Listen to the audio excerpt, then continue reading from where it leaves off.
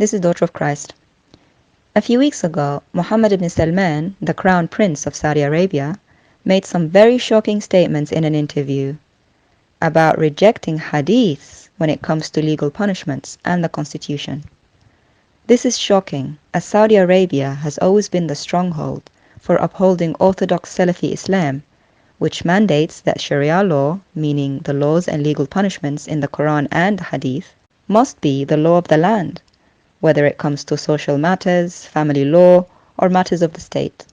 However, Prince Mohammed ibn Salman shockingly went on the record saying that the Saudi constitution is based mainly on the Quran, and that he would not execute any legal punishment without a clear Quranic text backing it, clearly marginalizing the Hadith.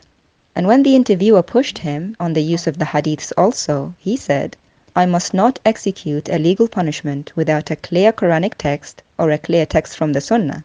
And when I speak about the Sunnah, I say most Hadith writers classified the Hadith based on their individual styles, like Bukhari and Muslim and others, saying it's Sahih or Hasan or Da'if. But there is a more important classification," he said, which is the Mutawatir Hadith, as in with a continuous chain, or the Ahad Hadith, meaning the non-Mutawatir, as in not with a continuous chain, even with more than one narrator, is not acceptable. And the Khabar Hadith, meaning the ones that may be true or false, are also not acceptable. Thereby, the prince has distanced himself from most Hadiths, which include the Bukhari and Muslim collections, saying that he rejects their methods of classification of authenticity.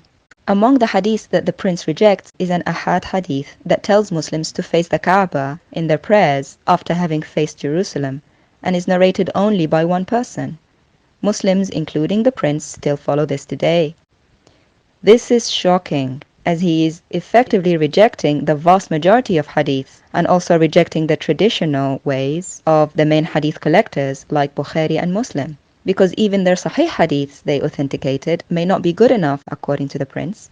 When this is applied practically, it would mean that more than 90% of Muhammad's Hadiths are no longer acceptable, effectively wiping out almost all Hadith collections from Muslim tradition and suspending their use as a source of law.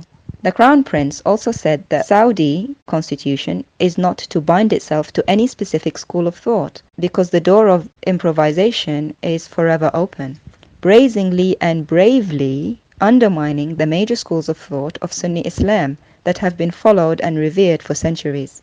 And his statement about the, quote, opening the door of improvisation, end quote, clearly means opening the door of reform and change to the tenets of Sharia that have been so far untouchable. He concluded his shocking statements by saying that these measures are necessary because Saudi Arabia has been victim to radicalization and extremism for far too long, and it was time to define the sources more strictly to avoid further damage.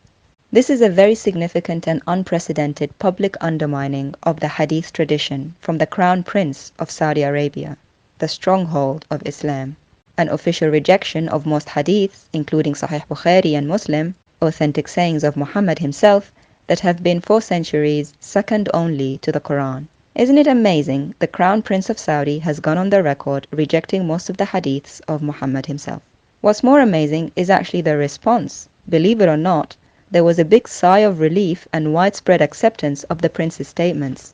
Shockingly, Ahmad al-Tayyib, the Grand Imam of Al-Azhar, tweeted his support of this new reformation to Islam, saying that Muslims must not hold the jurisprudence and legal tradition as sacred, as this leads to rigid ways of thinking in today's Islam. He said, when some people hold on tightly to the literal words that came in the legal rulings of the past, they are being rigid, as those very rulings were themselves new and contemporary at their own time. He tweeted on the 10th of May 2021, quote, "The most dangerous obstacles to renewal are archaic fatwas that no longer benefit Muslims today, and the spread of harmful fatwas, ignorance of Islam and its sciences and traditions, and distorting the sacred things of Islam." End quote. The media noticed how similar his words were to those of the Crown Prince of Saudi about the renewing and reformation of the Islamic thinking, and only depending on the Quran and a minority of Hadiths.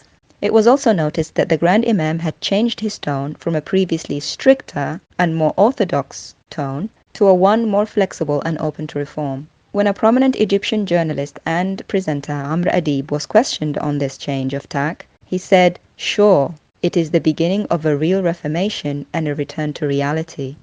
Muslims in the public eye, and even regular Muslims in comment sections, were seen to widely support and encourage this as a brave and progressive step to a better humanity, and asking how they can help.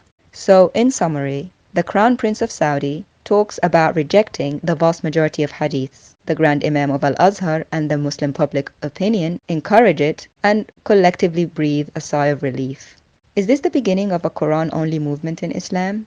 And are Muslims now starting to officially reject and abrogate their religion? Why?